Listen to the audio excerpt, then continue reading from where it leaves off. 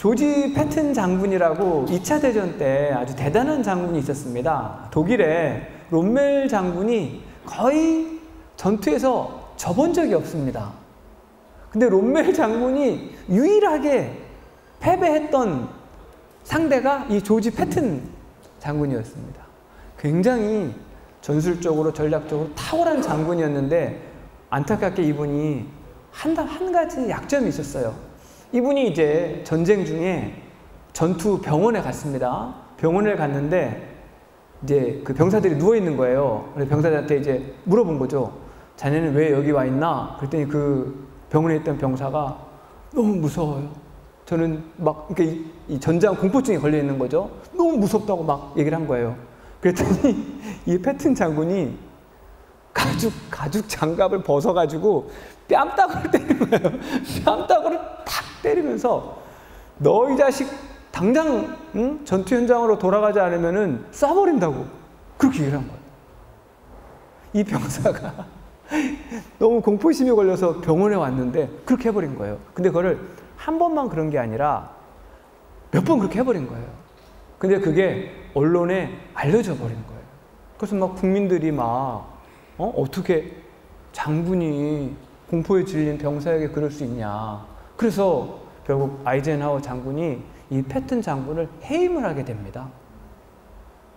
이분이 그렇게 되지 않았으면은 맥아더 장군 이상으로 그렇게 될 수 있는 분이었는데 결국 그렇게 되고 2차 대전이 끝난 후에 얼마 안 있어가지고 교통사고로 돌아가셨다고 하더라고요. 그러니까 리더에 제어되지 않는 분노는 리더 자신과 조직까지 파괴합니다. 이 패튼 장군이 본인의 이 올라오는 이 분노 이것만 잘 조율할 수 있었어도 역사적으로 훨씬 큰 영향력을 미칠 수 있었는데 너무너무 안타깝게 된 거죠. 그래서 힐링 리더는 다른 사람을 리드하기 이전에 자기 자신을 먼저 힐링할 수 있어야 됩니다. 여러분 같이 한번 따라해 보겠습니다. 리더에 제어되지 않는 분노는 리더 자신과 조직을 파괴한다. 우리 여기 오늘 오신 분들은 정말 이런 킬링 리더가 아니라 힐링 리더를 향해서 가고 있는 분들이라는 생각이 들어요. 자, 여러분 옆에 힐링 리더에게 박수 한번 보내주세요. 힐링 리더, 힐링 리더, 네, 힐링 리더. 감사합니다. 감사합니다. 저는 인생이 상처와의 관계 정립이라고 생각합니다. 내 상처는 나 혼자 괴로워하고 아파하며 우울증 걸려라고 있는 것이 아닙니다. 그 상처를 가지고 다른 사람의 상처를 진심으로 이해하며 공감할 수 있는 진정한 리더가 되라고 있는 것입니다. 여러분, 리더가 상처가 없잖아요.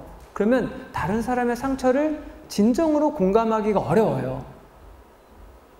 그러면 진짜 힐링 리더가 되기가 쉽지 않은 거죠.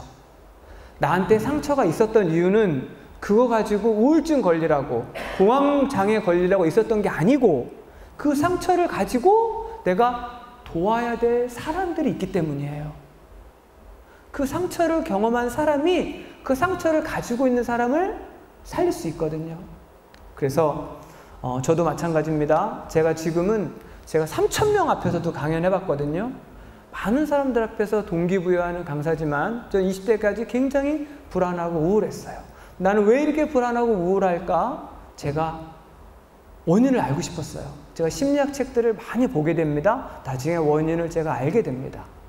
제가 어렸을 때 우리 아버지는 리아카에다 과일 장사 하셨는데 평상시에 너무 좋은 분이에요. 법 없이도 사실 분이에요. 그런데 술을 드시면 두 얼굴의 사나이가 되는 거예요. 너무 좋은 분인데 끝나고 나면 본인이 잘 몰라요.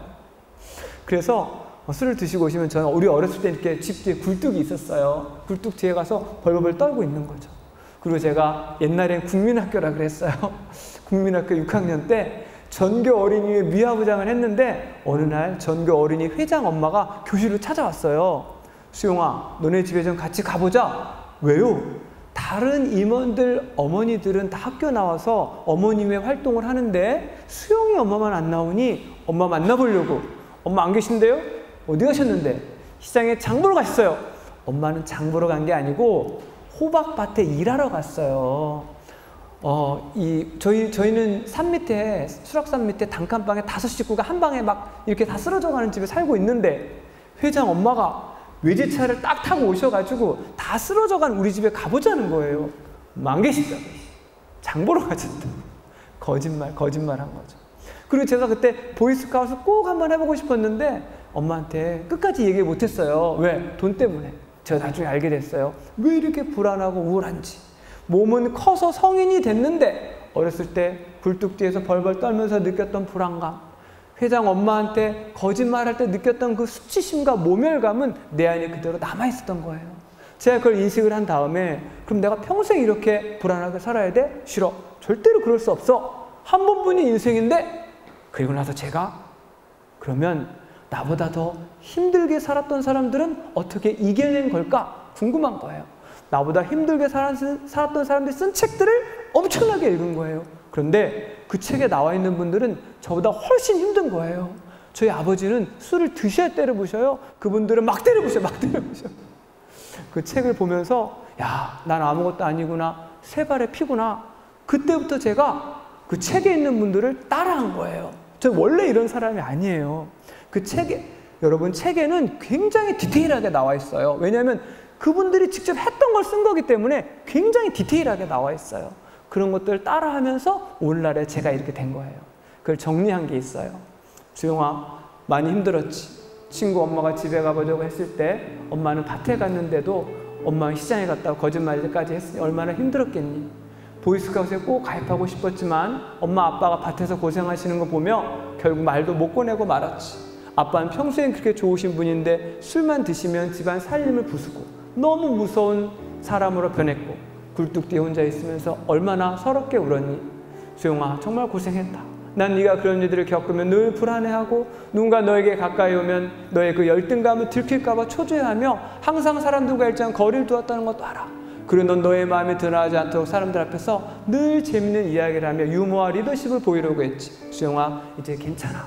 네가 그런 어려움을 겪었기 때문에 나중에 같은 어려움을 겪은 사람들 도우며 사람들에게 열정과 희망을 불러일으키는 최고의 강사가 될 수 있었던 거야. 이제 더 이상 불안할 필요 없다. 아버지도 연세가 드시면서 너무 좋은 분이 되셨고 이제 다른 사람 의식하지 않고 마음 편하게 우리의 생활을 즐길 수 있게 됐잖아. 수영아, 이제 우리 함께 행복을 누리자. 그리고 이웃들과 함께 나누며 살자. 이건 모두 네가 그 힘든 상황 속에서도 잘 참아주었기 때문이야. 수영아, 정말 네가 장하다. 다른 모든 사람의 나를 포기하더라도 나는 나를 포기하면 안 됩니다. 여러분, 이 세상에서 내가 나를 가장 사랑하고 이 세상에서 내가 나를 가장 격려하는 사람이 되셔야 돼요. 여러분, 의존하시면 안 됩니다. 배우자한테, 부모님한테, 친구한테, 친척한테, 형제한테 의존하시면 안 돼요. 여러분, 의존하면은 인생이 점점 더 힘들어집니다. 여러분, 같이 한번 따라 하겠습니다. 의존하면 망한다. 의존하면 망친다. 여러분, 의존하면 인생이 더 힘들어집니다. 여러분, 혹시 지금 나한테 섭섭한 사람이 있다. 내가 이 사람한테 섭섭하다. 의존하시는 거예요. 의존하시는 거예요. 지워버리세요. 섭섭한 사람 지워버리세요.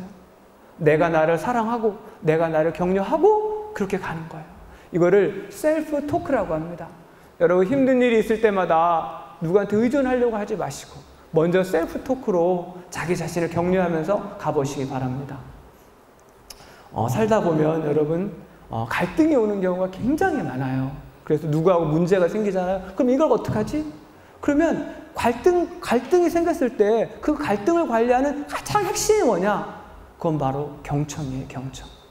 경청은 뭐냐면은 제가 이분 이야기 좀 드리고 설명을 드릴게요. 이분은요, 평창 동계올림픽 성화봉을 디자인한 김영세 디자이너란 분이에요. 이분한테 디자인 받으려면은 막 5억, 막 3억, 5억, 막 10억, 15억 굉장히 비싸요. 제가 강연을 하기 전에 마지막으로 했던 직업이 음식물 처리기 만드는 회사의 영업 부사장이었어요. 이거는요, 싱크대에다 딱 설치하면은 3시간 만에 음식물 쓰레기가 10%로 줄어서 가루가 돼서 나와요. 지금은 여러 제품이 있는데 옛날에 그거밖에 없었어요. 제가 거기 영업 부사장으로 간 거예요. 영업 총책임자. 가서 제품을 딱 봤는데 성능은 진짜 좋은 거예요. 근데 제품을 딱 봤더니 이 모양, 디자인이 쓰레기통처럼 생긴 거예요. 플라스틱 쓰레기통처럼 야, 내가 이걸 팔아서 직원도 월급도 주고 공장도 돌리고 내 생활비도 가져가야 되는 거예요. 근데 이게 쓰레기통처럼 생긴 거야. 팔질 못하는 거예요. 내가 영업총 책임자인데. 큰일 난 거예요. 여러분, 인생의 문제는 뭐처럼 온다고요? 파도처럼. 근데 파도가 올 때 사람들은 나는 왜 이래? 왜 이렇게 안 돼? 이 사람은 안 된다 그랬죠. 누가 얘기했습니까? 자기가 얘기했잖아요. 여러분, 문제가 생기면 저는 문제와 관련된 문제에 뭘 본다 그랬죠? 책을 본다 그랬죠. 회사가 행복한 세상 백화점 9층에 있었어요. 바로 앞에 교보문고 목동점이 있어요. 일과 끝나고 간 거예요. 디자인에 문제가 생겼잖아요. 디자인 어떻게 하지? 딱 갔는데 책이 수백 권이 있는데 책 한 권이 딱 보이는 거예요. 뭐라고 써있냐? 빌 게이츠가 격찬한 아이리버를 디자인한 김영세 사고방식 39 이노베이터 이렇게 써있는 거예요. 그대로 서가지고 야, 이렇게 디자인해야 돼. 야, 이런 분이 디자인해야 돼. 당장 찾아가고 싶은 거예요. 근데 저녁 9시가 넘었어요. 다음날 아침 9시에 찾아갔습니다. 연락 안 하고요. 연락하면은 안 만나줍니다. 왜? 저희 돈이 없어요. 직원도 월급을 겨우 주고 있는데 3억이 어딨어요. 돈이 없어요. 연락 안 하고 찾아갔습니다. 3층에 딱 도착해서 엘리베이터 문이 딱 열리는데 여기 얼굴이 나와 있잖아요. 얼굴 가진 분이 지나가는 거예요. 얼른 뛰어가서 인사를 했죠. 깜짝 놀라시는 거예요. 누구세요? 사장님 책 보고 드릴 말씀이 있어서 왔습니다. 네? 이쪽으로 오세요. 단도직입적으로 말씀드렸어요. 전 이런 회사의 부사장인데 성능은 세계 최고인데 디자인이 쓰레기통처럼 생겼습니다. 이 제품을 도저히 팔 수가 없습니다.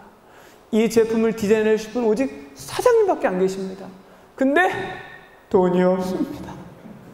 돈이 어디 있어요? 직원도 월급도 못 주고 있는데 겨우 주고 있는데 돈이 없습니다. 이분이 아무 말씀 안 하시는 거예요. 제 눈을 계속 쳐다보는 거예요. 배를 띵 눌렀어요. 누가 막 뛰어왔어요. 한국 사업 책임자가 왔습니다. 본사가 미국 실리콘밸리에 있어요. 한국 사업 책임자한테 이분 디자인 해드리라고. 지금 돈이 없으니까 초기에 돈이 안 들어가게 해드리라고. 그래서 로얄티 방식으로 계약을 합니다. 로얄티가 뭡니까? 매출의 몇 프로, 후불 벌어서 갚는 거예요. 그래서 이노 디자인의 김영세 선생님이 디자인했다고 집중적으로 홍보해가지고 포스코 더샵에도 들어가고 건설에서 여러 군데 들어갔습니다. 우리 브랜드는 들어갈 수가 없어요.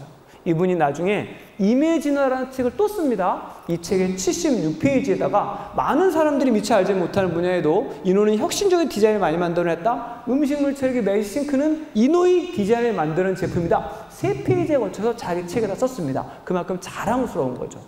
그리고 제가 이걸 가지고 이재룡, 유호정 씨하고 CF를 찍었어요. CF. 그래서 이분이 유호정 씨고요. 이분이 이재룡 씨고 가운데 녹색 옷 입고 웃고 있는 사람이 저예요. 네, 지금 저하고 다르죠? 안경 안 썼죠? 네, 안경 이거 알 없는 겁니다. 알 없는 거. 알 없는 거. 빨리 써야 돼요. 그 축하하러 이제 케이크도 자르고 애들이 둘이어가지고 큰 곰인형을 선물로 드렸어요. 그리고 우리 김영세 선생님이 중소기업 사장님들 100명, 200명 모아놓고 기업가족 중심 콘서트를 해요. 강연 토크쇼. 제가 3회 때 출연해서 강연을 했습니다. 너무 반가워하시는 거예요. 10년 만에 다시 만났죠. 자, 여러분, 제가 김영세 선생님 찾아가기 전에 혼자 생각을 합니다. 이분을 찾아가서 디자인을 받으면 장사가 잘 될 것 같아. 근데 나는 3억이 없어. 그러니까 어차피 가서 이야기하더라도 돈 때문에 안 해줄 거야 라고 생각하고 제가 이분을 안 찾아갔어요. 그러면 디자인을 받을 가능성이 몇 프로입니까? 제로, 0%. 근데 저는 3억이 없어요. 근데 일단 찾아가요. 부탁을 드려요. 부탁을 드리고 나면은 디자인을 받을 가능성과 받지 못할 가능성이 몇 프로입니까? 50%. 이 상황에서 디자인 해줄지 말지 의사 결정을 하는 사람이 누굽니까? 의사 결정하는 사람. 디자이너, 상대방. 자, 무슨 뜻이냐? 보통 사람들이 꿈을 이루지 못하는 가장 큰 이유, 목표를 이루지 못하는 가장 큰 이유는 상대방이 해야 될 결정을 내가 미리 짐작을 해버리는 거예요. 제가 지방대학교 강의 많이 갔어요. 학생들이 이렇게 얘기합니다. 교수님, 저희는 취업이 안 됩니다. 왜 안 되니? 학교 레벨이 낮아서요. 서류 전형이 통과가 안 돼요. 이렇게 얘기하는 거예요. 그래서 서류 안 낸 거야. 취업이 안 된 거야. 나한테 와가지고 교수님, 역시 제 생각이 맞았어요. 야, 학교 레벨이 낮아서 서류 전형이 통과가 안 됐다고 생각을 하고 서류를 안 냈어. 취업이 안 됐어. 자기 생각이 맞았대. 맞았지? 서류를 안 내면 몇 프로입니까? 제로. 서류를 내면 몇 프로입니까? 50. 0%를 확정을 치는 게 누굽니까? 본인이잖아요. 자, 여러분 무슨 뜻이냐? 상대방이 해야 될 결정을 내가 미리 해버리면 안 됩니다. 내가 할 일은 100%를 하려고 하는 게 아니라 50%까지만 가면 돼. 50%. 50%는 뭐예요? 나는 가서 부탁을 하는 거예요. 결정은 누가 하는 겁니까? 상대방이. 50%가 뭐예요? 나는 제출을 하는 거예요. 결정은 상대방이. 여러분 이게 너무너무 중요합니다. 여러분 같이 한번 따라해 볼게요. 상대방의 결정을 내가 미리 해버리면 안 된다. 내가 할 일은 리더가 할 일은 0%를 50%로 끌어올리는 것이다. 여러분 처음부터 100% 하려고 하면은 할 수 있는 일이 없어요. 50%까지만 가시면 된다 이 말입니다. 100%가 아니라 50%에 도전해서 꿈을 이루어낼 자기 자신에게 박수 한번 칩니다. 박수 한번 칩니다. 50%. 네, 감사합니다. 감사합니다. 제가 강강술래 기획이사로 있을 때 부메랑의 법칙이라는 책을 봤습니다. 이 책은요, 아일랜드에서 이 체인점을 1000개 정도 가진 회장님이 쓴 책이에요. 근데 그 책에 뭐가 나오냐면은 이 회장님이 한 달에 한 번씩 고객들하고 고객위원회라는 걸 하는 거예요. 매장에서 회장님이 고객 대표하고 직접 회의를 하는 거예요. 그리고 바로 의견을 듣고 수정할 수 있는 것은 수정을 해주고 수정 못하는 건 이유를 설명을 해주고, 그러니까 이게 신뢰도가 높아져가지고 계속해서 성장을 하는 거예요. 제가 그 이야기를 딱 읽고 바로 강강술래 상계점에다가 고객위원회를 모집을 했습니다. 그래서 한 달에 한 번씩 미팅을 했습니다. 일부 시간에는 이 매장을 이용하면서 느낀 점, 뭘 잘못됐고 뭐가 좋았고 느낀 점을 다 들어요. 2부에 가서는 우리 매장에서 나오는 모든 메뉴를 다 시식을 다 해봅니다. 이걸 한 달에 한 번씩 했는데 놀라운 일이 벌어졌어요. 딱 한 번 했는데 그 다음부터 이 고객위원분들이 자기 가족 행사, 동창회 막 이런 걸 다 강강술래에서 하는 거예요. 저는 그렇게 부탁한 적이 없어요. 그리고 더 놀라운 것은 마지막 날, 마지막 3번째 하는 날, 여러분 이분 있잖아요. 이분이 지금 돌 좀 지난 아기를 안고 여기 앉아 있잖아요. 이분이 제가 자 오늘 고객님들 마지막 회의인데 소감 좀 부탁드립니다 그랬더니 이 아기 아는 분이 뭐라고 이야기하냐면은, 이사님 저는 고객위원이 되고 나서 우울증이 없어졌습니다. 이렇게 얘기하는 거예요. 제가 깜짝 놀라가지고, 아이 위원님 고객위원하고 우울증하고 무슨 상관이 있어요? 이분이 뭐라고 말씀하셨냐면은, 이분이 결혼하기 전에 직장을 다녔답니다. 그런데 결혼하고 나서 바로 임신이 돼가지고 직장을 그만두고 집에 있었다는 거예요. 근데 아기를 낳는데 산후 우울증이 왔다는 거예요. 그래가지고 막 너무 힘들고 막 그 베란다를 보면 막 거기 막 뛰어내리고 싶고 그 마음이 든다는 거예요. 그런데 나중에 이 우연히 강강술래 왔다가 이 고객위원 이 제도를 보고 본인이 신청을 했다는 거예요. 근데 처음에 딱 오고 나서 2번째 오는데 너무 기분이 좋다는 거예요. 그러면서 본인이 우울증이 거의 없어지다. 근데 왜 우울증이 없어졌어요? 라고 물어봤더니 이분이 뭐라고 이야기하냐면은, 제가 여기 있잖아요. 이게 저예요. 이게 전데 제가 여기 있잖아요. 여기 있다가 회의를 딱 하잖아요. 그러면 이분이 이야기를 하면은 제가 여기 이분 앞에 딱 섭니다. 이분 앞에 딱 서가지고 다른 분들은 절대로 못 떠들게 해요. 그래서 이분 앞에 딱 서가지고 이분 이야기 딱 들어요. 그리고 말씀하시는 건 칠판이 크잖아요. 칠판에 다 적어요. 그래서 한 사람이 이야기하면은 완전히 집중해서 듣도록 합니다. 그리고 거기서 나온 결과를 제가 다 회의록으로 만들어서 그 달에 실행할 건 바로 다 실행을 해버리고, 실행을 못한 것은 그 다음 달에 왜 안 됐는지 설명을 해드려요. 이분이 뭐라고 저한테 이야기하냐면은, 태어나서 저의 이야기를 이렇게 진심으로 진지하게 들어준 적이 없다는 거예요. 아무도 자기 이야기를 이렇게 진심으로 진지하게 들어준 경험이 없었다는 거예요. 근데 여기 오니까 자기 이야기를 너무 진심으로 들어주고, 중요한 건 내가 이야기한 게 그 다음 달에 와보면은 돼 있다는 거예요. 자기가 존재의 가치를 느꼈다는 거예요. 너무 기분이 좋다, 기쁘다는 거예요. 그리고 나서 2번째 시간에 뭐 한다고요?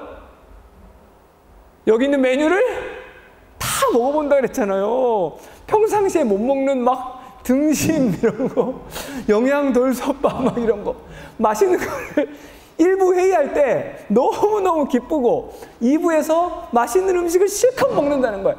영육간에 건강해졌다는 거예요. 2번 딱 미팅했는데 우울증이 없었다는 거예요. 너무 놀랐어요. 무슨 말입니까, 여러분? 다른 사람의 이야기를 진심으로 들어주면 우울증을 고칠 수 있습니다. 다른 사람의 이야기를 진심으로 들어주면 우울증을 고칠 수 있어요.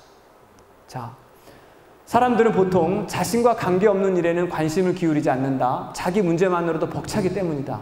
누군가의 대화를 할 때도 겉으로는 듣는 척 하면서 속으로는 자기 생각만 하기 쉽다. 그러한 마음은 고스란히 상대에게 전해지기 마련이다. 상대가 나를 소중한 사람으로 여기길 바란다면 상대의 이야기에 귀를 기울여라. 상대와 이야기를 나누는 동안에는 오로지 상대에게 집중하라. 내가 귀를 기울일수록 나에 대한 상대의 마음과 태도가 달라진다. 귀를 기울인다는 것은 상대를 존중한다는 뜻이기 때문이다. 여러분, 누군가 내가 이야기할 때 상대방의 눈을 바라보고 하셔야 돼요. 몸을 돌리셔야 돼요. 컴퓨터 하면서 텔레비 보면서 이야기하시면 안 돼요. 그쪽을 돌아보시고 눈을 마주치고 그 사람에게 몸을 약간 기울이고 집중해서 들어주셔야 돼요. 그러면 그 사람이 여러분을 진심으로 존경합니다. 저한테 코칭 받은 분이 쓴 거예요. 대표님 왜 이렇게 편했을까요? 초등학교 시절부터 현재까지 이야기에 내 안에 솔직한 마음을 본물 터지듯 쏟아냈습니다. 대표님은 듣고 계속 들어주셨고 그리고 말씀하셨습니다. 저랑 똑같은 경험이 있군요. 저도 비슷한 경험이 있습니다. 그래서 그 심정 알죠. 누군가가 나의 말을 들어준다는 것, 그리고 적극적으로 공감해 주는 것이 이렇게 강한 줄 몰랐습니다. 마음이 치유된 듯합니다. 모든 문제가 해결된 기분입니다. 짧은 시간의 경청과 공감으로 나의 몇십 년 고민을 해결해 주신 송승 대표님 오늘 진심으로 감사드립니다. 저는 이분의 문제를 해결해 준 적이 없어요. 제가 문제를 해결해 준 게 아니고 저는 그분의 이야기를 들어주기만 했어요. 근데 이분이 저한테 문제를 해결해 줬다고 이야기하시더라고요. 자, 경청을 하게 되면은 상대방이 본인 문제를 해결받았다고 생각하는 거예요. 자, 그럼 경청이 뭐냐? 여러분 같이 한번 따라해 볼게요. 경청이란 육감을 이용하여 말, 몸말, 감정, 의미, 품성 등을 잘 알아차리고 상대가 얼마나 소중한지를 입으로 확인해 주는 것입니다. 자, 여러분, 우리가 알고 있는 경청, 일반인들이 알고 있는 경청은 뭐냐면은 상대방의 이야기를 잘 듣는 거예요. 전문적인 경청은 듣는 게 아니고 입으로 확인해 주는 거예요. 이거를 군대에 있었던 분들은 알아요. 요거를 복명복창회라고 합니다. 군대에서는 상대방이 어떤 이야기를 길게 하잖아요. 그럼 그 이야기의 핵심을 딱 잡아가지고 그러니까 이러이러했다는 말씀이죠? 이렇게 되물어 주는 거예요. 그러면 상대방이 이 사람이 내 이야기를 정확하게 들었구나? 리스펙트, 존중받는 느낌을 느끼게 됩니다. 그래서 경청은 단순히 듣는 게 아니고 맨 밑에 뭐라고 써 있어요? 뭘로 확인해 준다고요? 입으로. 그래서 이 경청에도 여러 종류가 있어요. 머리로 하는 게 있고 가슴으로 하는 게 있고 영혼으로 하는 게 있어요. 머리로 하는 건 뭐냐? 이러이러한 말씀이죠? 상대방의 말을 듣는 거예요. 가슴으로 하는 건 뭐냐? 그래서 얼마나 슬프셨겠어요. 상대방의 감정을 알아주는 거예요. 영혼으로 하는 건 뭐냐? 그렇게 해서 네가 삶에서 그런 가치를 느꼈구나. 그 사람의 의도와 의미와 가치까지 알아봐 주는 거예요. 이게 진짜 경청이에요. 그래서 오늘 사실은 이게 연습을 좀 해야 되는데 오늘은 연습까지 할 시간은 없고, 이 경청은 뭘 알아차린다고요? 마음을 알아차리는 거예요. 같이 한번 따라해 보겠습니다. 경청은 마음을 알아차린다. 네, 그래서 이 마음에는 상대방의 생각과 감정과 갈망까지 알아차리는 게 경청입니다. 그래서 요거는 실습은 나중에 한번 시간 될 때 한번 해보도록 할게요. 그래서 아까 제가 말씀을 드린 게 아까 상대방이 이야기할 때 뭐라고 길게 이야기하잖아요. 그러면 이러이러단 말이지, 이렇게 상대방의 이야기 요약해서 딱 되돌려주는 거, 여기까지 하는 게 진짜 경청이에요. 이걸 복사기 화법이라고 해요. 기회 될 때 저하고 나중에 다시 실습을 한번 해보도록 하겠습니다. 자, 이제 여러분 잠시 눈을 한번 감아주세요. 잠시 한번 눈을 감아주시고, 오늘 우리가 힐링 리더십에 대해서 배우고 있습니다. 힐링 리더십은 리더가 자기를 먼저 치유하고 그룹에 있는 구성원들을 그 다음에 치유할 수 있는 거예요. 그런데 치유의 시작은 관계의 벽을 허무는 데부터 시작합니다. 여러분, 관계가 막혀있으면 치유도 리더십도 작용하지 않습니다. 자, 이 시간에 여러분, 내가 지금 가장 미안한 사람 한번 떠올려 보겠습니다. 여러분에게 지금 어떤 분이 미안한 분이 있습니까?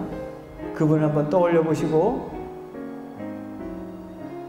눈을 뜨시고요, 핸드폰을 드세요. 핸드폰을 드세요. 핸드폰을 드시고 그분에게 미안하다는 카톡을 지금 보냅니다. 자, 지금 보냅니다. 자, 누구에게? 자, 누구여도 상관이 없어요. 누구여도 상관이 없습니다. 자기 아내여도 좋고, 자녀여도 좋고, 친구여도 좋고, 미안한 사람이 없으면은, 나 진짜 미안한 사람이 없다. 자기 자신에게 한번 보내보세요. 자기 자신에게. 여러분 자기 자신을 충분히 돌보셨습니까? 자기 자신에게 충분히 쉼을 주셨습니까? 내가 미안한 사람에게 카톡을 보냅니다.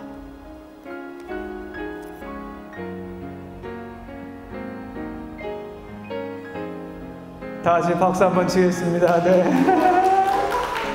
자, 혹시 보냈는데 나중에 답장 오신 분은 한번 이따 손 한번 들어주세요. 강연 도중에 혹시 답장 오신 분 있으면. 우리가 지금 힐링 리더십에 대해서 배우고 있는데, 힐링 리더십의 완성은 뭐라고 써 있습니까? 사랑이라고 써 있습니다. 천사의 말을 하는 사람도 사랑 없으면 소용이 없고, 심오한 진리 깨달은 자도 울리는 징과 같네. 저는 이 복음성가를 들었을 때, 제가 리더로 있으면서 리더십을 발휘할 때 내 이익을 위해서, 나의 유익을 위해서가 아니라 내가 정말 이 친구를 사랑하는 마음으로 하고 있는지 그걸 돌아보는 계기가 됐습니다. 여러분, 아무리 많은 돈을 벌어도, 아무리 높은 지위를 쌓아도, 아무리 높은 지식을 쌓아도 예수님 만났을 때 예수님이 너 땅 얼마나 몇 평 가지고 있다 왔니? 너 아파트 몇 평에 살다 왔어? 안 물어봅니다. 너 학위가 뭐였어? 예수님이 안 물어봅니다. 예수님이 물어본 예상되는 질문, 얼마나 사랑하다 왔니? 누구를 사랑하다 왔니? 어떻게 사랑하다 왔니? 그래서 우리가 힐링 리더의 지금 사랑에 대해서 알아보고 있고요. 그래서 이 사랑은 제일 위에 오래 참음이 있고, 온유함이 있고, 자기의 유익을 구하지 않는 태도가 있고요. 그래서 힐링 리더로서 우리가 살아가면서 성과, 실적뿐만이 아니라 내가 그 영혼들을 진심으로 사랑으로 대하고 있나? 예수님 만났을 때 내가 살아온 이야기에 대해서 어떤 이야기를 드릴 것인가? 거기에 대한 생각이 꼭 필요하다는 말씀을 드립니다. 그래서 힐링 리더의 다짐에 대해서 잠깐, 힐링 리더가 되기 위해서는 독서가 기본적으로 좀 있어야 되는데요. 제가 제 자신에 대해서 짜릿한 만족감을 느낄 때가 있습니다. 언제냐면은 전철 타고 가다가 책 보다가 전철역 지나쳤을 때, 저는 이때가 제일 제 자신에 대해서 만족감을 느껴요. 사람들은 막 지난데 막 당황하잖아요. 저는 지나면 너무 기분이 좋은 거예요. 아, 내가 책을 이렇게 많이 읽었구나, 몰입해서 읽었구나. 그래서 내가 대리역을 지나쳤네, 너무 기뻐하는 거죠. 제가 책을 읽을 때, 책을 읽잖아요. 그럼 이렇게 그냥 읽는 게 아니라, 이거 보세요. 책을 읽을 때 막 옆에 이렇게 메모가 돼 있죠. 이런 식으로 책을 읽는 거예요. 이런 식으로. 이런 식으로 책을 읽는 거죠. 네. 그래서 책을 읽는 이유는 내가 생각하는 대로 살면 나처럼 됩니다. 내가 생각하는 대로 살면 나처럼 됩니다.